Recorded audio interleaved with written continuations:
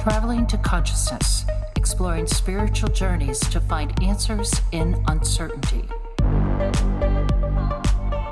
So today I'm going to explain to you guys how I was able to work out for 50 days in a row without any breaks.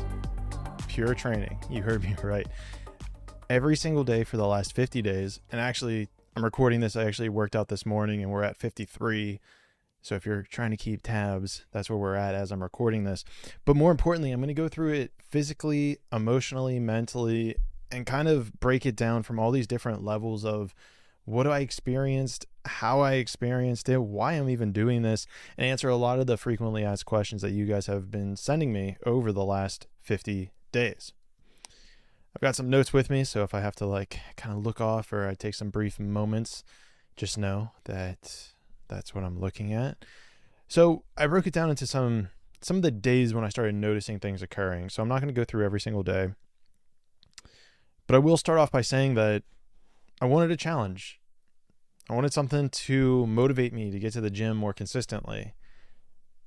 And even more than that, it felt like something that I was just being called to do. It just felt like something that was interesting. And what I've also noticed is that to hold myself accountable, it's extremely helpful to post things on social media.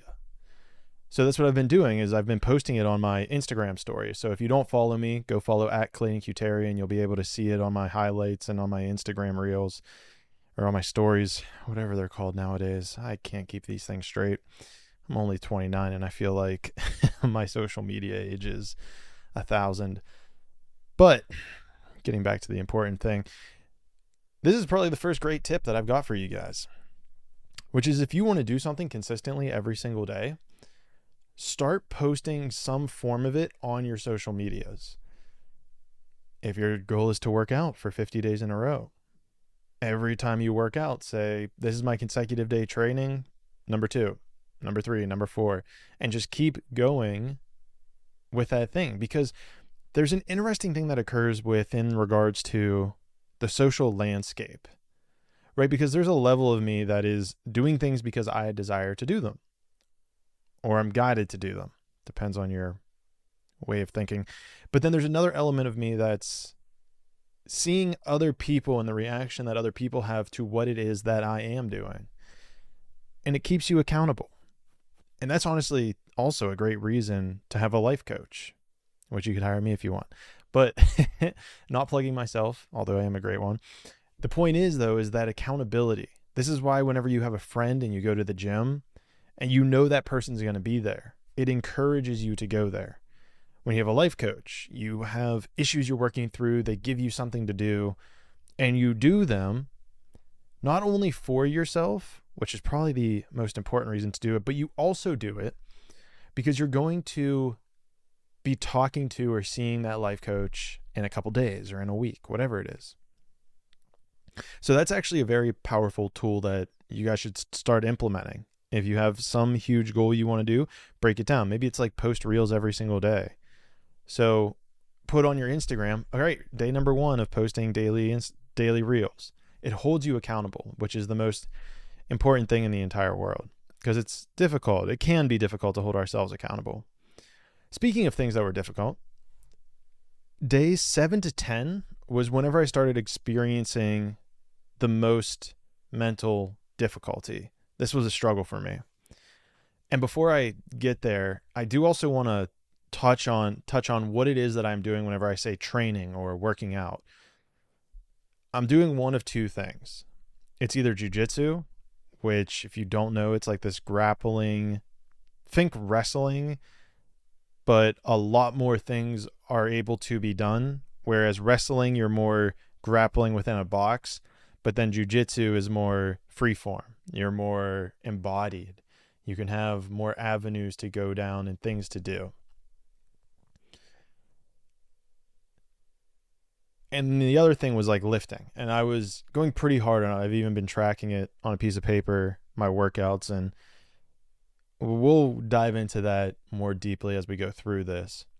But I want to come back to day 7 to 10, right? This is where that mental difficulty started lying in or coming in.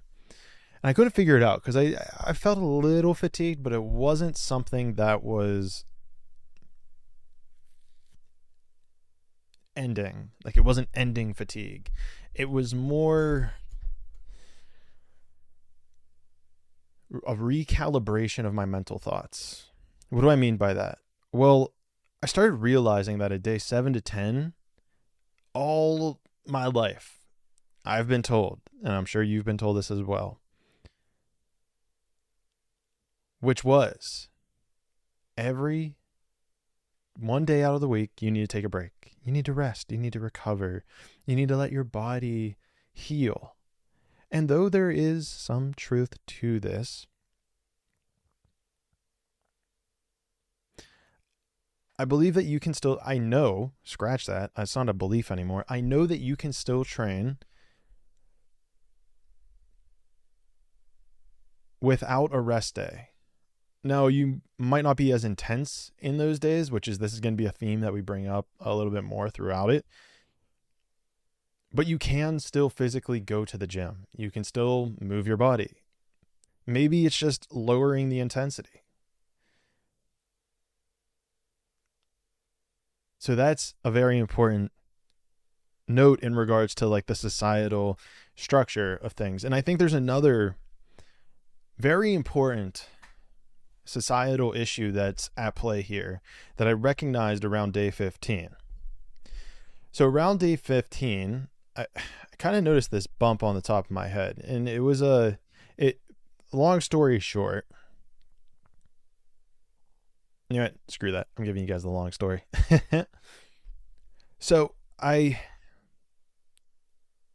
didn't really notice it at first, and it took other people to even notice it to point it out to me, because I don't think you really have a lot of nerve endings in your head. But regardless, I was made aware of this bump, and so I saw some people, they commented on it. They thought it was an infection or bacterial, which if you're training jiu-jitsu, you do not want to get on the mat whatsoever. And this worried me because it was like, oh shit, I can't roll. That's a huge part of this. Am I going to just lift all this time? And on top of that, whenever you would put pressure on it, it would hurt. So even if I were to roll and it was okay, I'd be limited in the things I could do. And so luckily, one of the jiu-jitsu practitioners is a nurse, and she looked at it and she was like, yeah, I mean, I think you just got like a minor little scrape. You didn't notice it. Some bacteria got in. It might have got a little infected, but it's not a viral thing. It's not contagious. You'll be okay. You can roll. You can train. So I was like, okay, cool. But there was still that issue. There was still the issue of if you put pressure on it, if you touched it, it would hurt. There was kind of like a little bit of a scab forming, and I apologize if this is TMI, but I didn't want it to get scraped. So I tried doing this like tape job on it, but it was painful and it was still difficult. And so what I realized, and this was a huge lesson to start realizing, because as we go deeper into the story, this is going to be a important point that we're going to be reliving, which is that you can train when injured. You can train when you are injured. You got it. You get me? You can do it. So many people get locked up into this world, myself included before I figured this out, was that, oh, my head hurts, I'm not going to work out today. Oh, my arm hurts, I'm not going to work out today. Oh, this little thing feels weird, I'm not going to work out today. And all that is the weakness inside of you, and the resistance even inside of you, trying to get hold of your psyche and your ability to act and be who you are in this world. And this popped up again for me on day 22. Day 22, I was rolling with a black belt, and it was a really good roll. We're giving each other some problems, making some good moves, getting to some good positioning, flipping, flopping, back and forth. But then he caught me very quickly in a modified arm bar, which, if you don't know, arm bars are like super extended, like your arm gets extended out, and then the braking pressure is on your elbow. And he caught it so quickly and put it on very quickly that I heard two pops, which is not a good thing. The issue is whenever you hear three, that's when you're in deep shit. But I heard two pops, and essentially I tapped, but I instantly knew that there was going to be a struggle here, that the damage was already done. And man, I felt it the next day. My arm was sore. I couldn't really move it much. If I did move it, I was in a lot of pain. Put ice on it, wasn't helping. And I knew this was going to be something that was going to plague me for at least a few days. So as you're thinking, this is probably a good time to call it quits, right? Day 22, that's pretty good, right? 22 days of training. Yeah, dude, Clayton, you can take a break, man. 22 days? No one out here is training for 22 days in a row. Yeah, dude, it's your elbow. It's your elbow. You can take a break off. No. I said no. I said, I'm going to figure out a way to keep training, to keep working out, to keep going to jiu-jitsu with this injury. When it came to jiu-jitsu, luckily in the gi, I was able to tuck my right arm into the gi. And so I just trained without one arm. And I'll tell you what, if you train jiu-jitsu, there's nothing more satisfying than sweeping somebody with only one arm. It's really a fun thing to do. So I highly suggest that if you do train jiu-jitsu, that you give that a shot. So it is possible. And even whenever I went into the gym, I just limited the work that I was doing on that arm or with that arm. I would do different modifications when it came to bench pressing or shoulder exercises that limited the stress on that arm. And even deeper than this, because I noticed this at some point with my neck, that what it was signaling is that this part of my body was weak. And I realized that I was really not doing any sort of exercises for my inner elbow muscle. There's a small one that's kind of like a part of your forearm. But the point is that it had become weak. I was out of tune with it. My mind wasn't connected with it. So I've started implementing some resistance band training into my forearm with that muscle in mind. And this is what helps it grow back stronger. And on top of this, by not taking any days off, I'm keeping everything else in movement. I'm keeping my body in the flow of working out. There's not a fear whenever I come back of something getting worse. There's not a fear of, is it right time? When's the right time? I don't know. Maybe I'll wait a little bit longer. You're not keeping that blood flow going. And whenever we stop moving, well, that's whenever it's game over.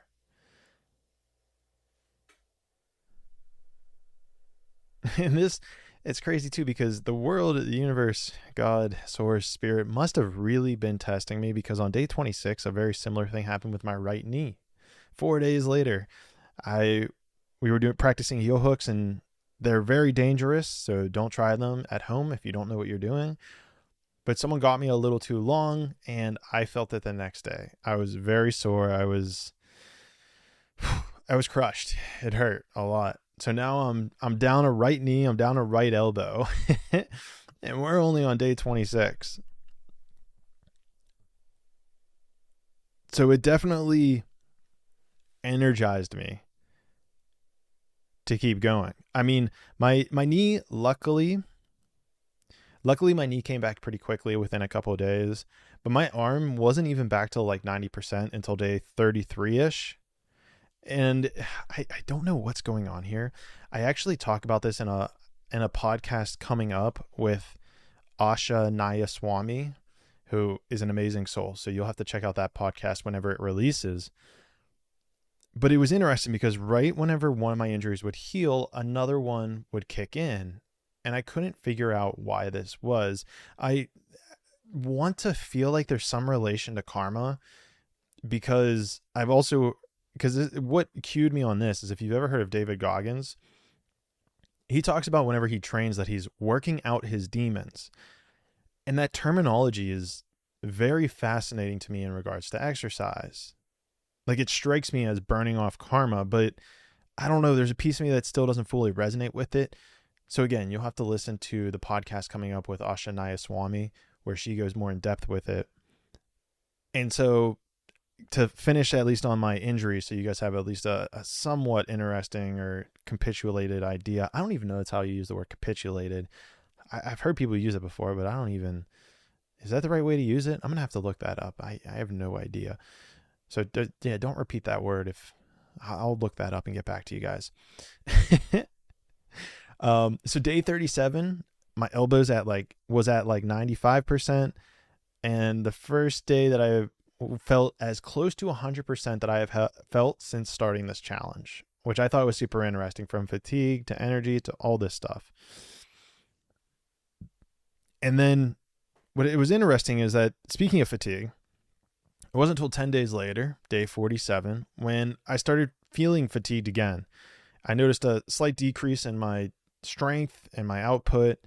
And it wasn't until day 50, the miraculous day 50, that I realized that I actually needed to increase my protein intake if I was going to keep building muscle in this caloric deficit.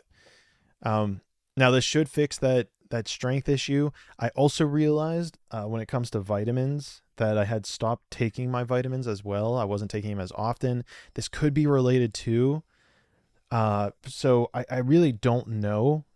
I don't want to plug any specific brands, but I'll briefly tell you guys what vitamins that I have been taking, which is Alpha GPC. I'm taking a D3 and K2 pill that's with coconut oil. I'm taking omega-3 fish oil pills. I'm also taking magnesium glycinate. Now, I could go through the list and tell you what those all are, but honestly, I kind of forget a little bit. So maybe that means I can't tell you. I can't tell you at the moment, but I promise you that there's utility in all of them. So go check those out. I also think that there's, probably links to a bunch of other stuff in regards to why I started feeling fatigued. So that's kind of a brief overview of the 50 days. But what I wanted to really touch on is what I learned throughout these things, right? I was giving you the gist on the injuries, but there is so much more information here that I have discovered that is going to be so beneficial to you guys. Also, I do want to put this out there as a note. My weight, I have dropped tremendous weight. So in November of 2022, I was weighing in at about 230 pounds, which is, I don't know. Looking back now, I'm like, that's fucking heavy. It's like, dude, you're carrying a lot there. Then before I started this, so about 53 days ago or 50 days ago, I'm saying 53 because I worked out for 53 days in a row as I'm recording this. But in relation to this, it was right before I started this. I was at 220. So I'd lost about 10 pounds. Now, as of today, I weighed in at a miraculous 206 pounds. So since in the last 50 days, I have burned 14 pounds. And there's probably a little bit of muscle, but primarily it's got to be fat. And I'm saying this just based on my strength output. I'm saying this based on what I'm seeing in the mirror. I say all this as humbly as possible. I'm just giving you guys this information as something that you are able to use for yourself and hopefully some sort of encouragement. Now, with all this being said, I do want to get to a little bit more of the metaphysical aspect of advice in regards to this if you're going to try something like this. How was I able to do this? And then we'll get to your frequently asked questions. But how was Clayton Cuteri able to do this? There's got to be something special about him.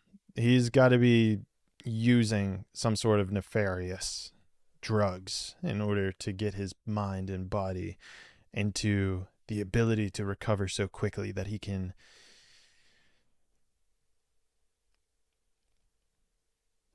recover so quickly. I'm not, guys. I just told you everything I'm taking. I'm drinking water. I'm taking those vitamins. I did take nicotine pills, or not pills. Jeez, oh man. Nicotine gum for a little bit. Not crazy about that anymore, but that's a whole nother rabbit hole. What else did food. We'll get into my diet a little bit here, but nothing you can't find in any farmer's market. So before we jump in, maybe this is the transition to get into my food. Now, as I release this diet information, I do want to point out the importance of it, that your body is completely different than mine. Not completely. We all have arms, legs, and a head, but different in a chemical makeup perspective. Your gut biome is completely different than mine. Your thoughts that you're thinking, completely different than mine. So these are going to create a different need from sustenance in order to fuel your journey to pull off something like this. So I can tell you what I did for myself, but that does not mean that you should be doing it for yourself. So a big energy shift for me was introducing organic pasture-raised eggs into my diet. Not every single day, but generically speaking, I consume anywhere from like 4 to 10 per day. It varies. What I found, and honestly, I want to emphasize this, that if you go the egg route to get organic pasture-raised eggs, from everything I've read, these are the most nutrient dense. And I also want you to bring awareness to how you cook them is very important for whether or not you destroy the good stuff or destroy the bad stuff. And the way you need to cook them is very slowly, which can be annoying, if you will, but the end result is health. So take your time. Enjoy the process. Love those eggs. I have been speaking to the food as well as it cooks. I think there's something there energetically. I don't have any scientific. Actually, this relates specifically to, there was a Japanese scientist, which is like, he wrote a book called Hidden Messages in Water. And so I have been speaking to the eggs a little bit, nothing crazy. So, and I didn't do it until recently, so I don't want to put that into this as to why I've been able to pull this off, but something to consider at least for all of your meals. Now, all right, I've been saving the best tip advice for last, because this tip is going to transcend just working out. Okay? This tip is a lot more important regardless of if you're planning on doing a 50-day, a 20-day, whatever type of challenge you want to do. This tip is something that will be for everyone. If you have a breath, if you're hearing my voice, this tip is for you. This isn't like the diet where it's like, oh, this might not be for everybody. Don't do this, don't do that. This tip is for everybody.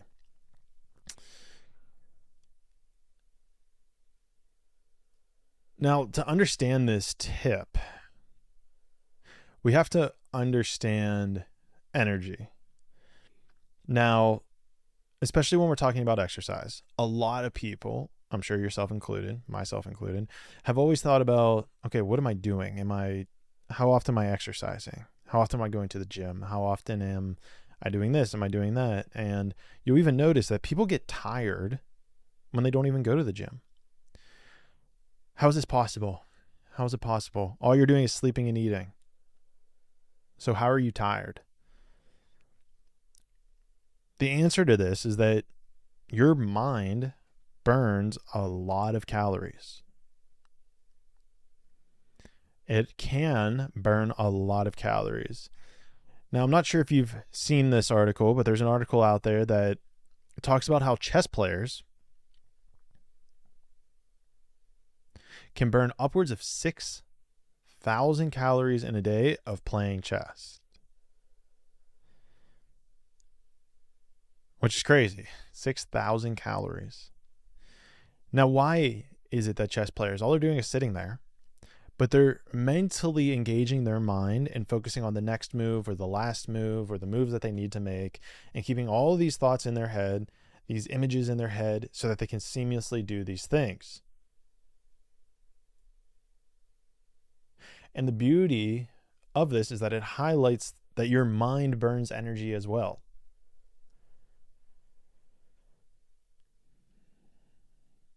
So, if throughout your day you're worrying about what Bill said, or worrying about Nina, or if your wife is going to talk to you, or if you said the wrong thing, or if you lied to some person, will they figure it out?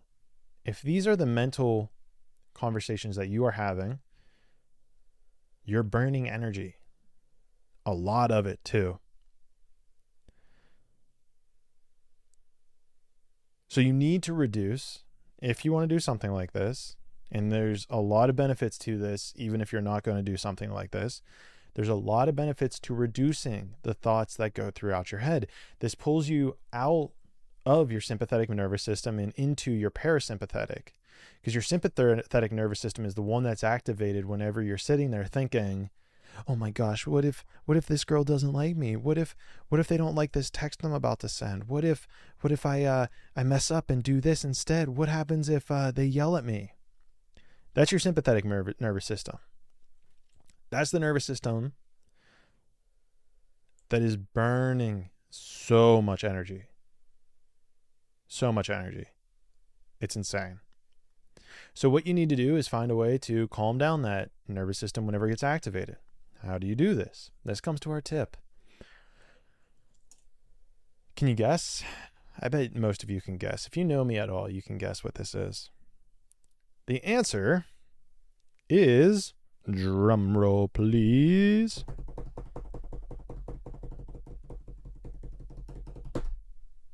meditation. Meditation. These are all the reasons that you need to meditate, is so that your brain can come to a calm state, so that you can be in control of your nervous system, so that you can relax it when need be. All of these things are so important. And yet, we just go throughout our day thinking that the material world is the exact thing that it should be, that it's what's perfect, but it's not. Now, here's what happens is when people think about meditation, they think, I can't control my thoughts. I can't just sit there and think of nothing. And that is not the point of meditation. The point of meditation is to train your willpower, to train your focus, to train your attention such that you are able to bring yourself out of the mind and into bliss, so that you can train yourself of recognizing when you are in your sympathetic nervous system, bring it out and put it into your parasympathetic nervous system. That's the point of meditation. Now, how do we make that easier? Well, in Christianity, they call it the 10 Commandments. In Hinduism, or Patanjali's Eightfold Steps of Enlightenment, they call it yamas and niyamas. And what these are a system, or at least rules to follow, to create less stress, less anxiety, less fear, less sympathetic nervous system reactions in your body. None of them explain it that way, but that's just what happens when you start following these things. You become more aligned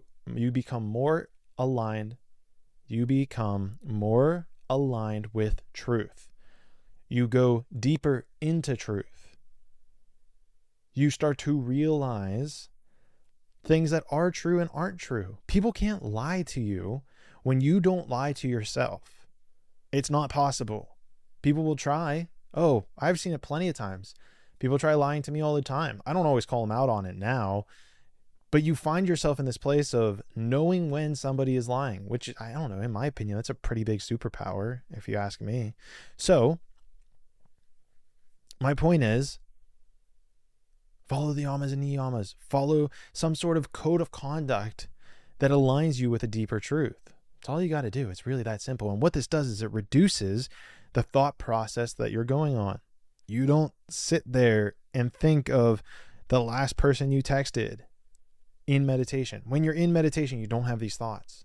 You don't think about how you wronged somebody or how you should have done this or should have done that, because you will be doing those things by prescribing to a code of conduct. Personally, I'm following the yamas and niyamas to the best of my ability. The 10 Commandments are great as well. Jordan Peterson has a good book, good 2 books, but again, try to keep them simple in my opinion. He's got 24 things out there, and I don't know, To me, it seems like we could reduce those a little bit. Having about 10, which is interesting. Yamas and niyamas. There's 5 yamas and 5 niyamas, which is 10. And then there's also 10 commandments. So try to reduce it down to about 10. Use those as good examples as well. Now, let's jump into the frequently asked questions. And quite frankly, there's really only one main frequently asked question that I keep getting, which is, how long are you going for? How long is Clayton Cuteri going to be doing these consecutive workouts for? And the honest answer is that I don't know. I kind of started this on a whim and just went with it and wanted to see what would happen. I'm pretty happy with life, but I do also want to remain unattached to it, because I know if there's a point where I start sacrificing other things that are more important, then it's not beneficial to myself or to you guys as a whole. So with all of that being said, I know that 1,000 days sounds pretty cool. I calculated it out and it's about 2 years and 3/4, so 2.75 years-ish. So that'd be kind of cool. But at the same time, I really want to couple it with just releasing my desires, because I know at the end of the day that the more desires I release, the more blissful life becomes. So I'll lift a glass to reducing desires. With all that being said, if you do want to work with me, I feel like this is a pretty good sales pitch for working with me as a coach. If you want to work with me as a coach, please apply below. The application will be there. I will get back to you as soon as I can. I am currently accepting new people into my coaching program, which has been absolutely fulfilling for myself and for the people that I've been working with. Highly recommend it, especially, and guys, this works for everybody and anyone. I really believe we're living in a world where there's too many specialists and not enough generalists, because as we know with the universe, everything is connected. So you really need to work with someone, in my opinion, you need to work with someone who can see the bigger picture, which is where I come in. I've had extensive study in regards to diet, in regards to exercise, in regards to psychology, in regards to spirituality. And I feel like this helps, but also extensive studies in computer engineering. Although it's a material world, that's the world we are living in. But speaking of worlds, if you do not work with me, that's totally cool, because I know that we will see each other and work with each other in the 6th dimension.